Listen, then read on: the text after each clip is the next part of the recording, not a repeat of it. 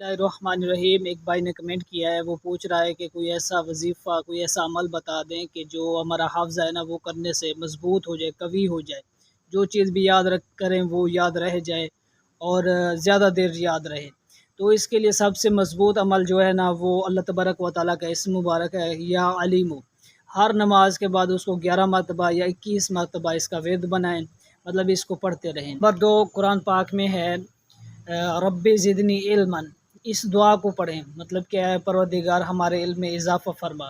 جتنا آپ اس دعا کو زیادہ پڑھیں گے تو اللہ تبارک و تعالی آپ سب کے علم میں مزید اضافہ فرمائے گا۔ اور نمبر 3 حضرت امام شافعی رحمۃ اللہ تعالی علیہ آپ فرماتے ہیں کہ میں نے اپنے استاد حضرت امام وقی رحمۃ اللہ تعالی علیہ سے ایک بات پوچھا کہ حضور مجھے علم جو ہے نا، میں جو چیز بھی یاد مطلب کہ پڑھنے کی کوشش کروں اور اس کو مضبوط کرنے کی کوشش کروں تو اس کے لیے مجھے کوئی عمل بتا دیں۔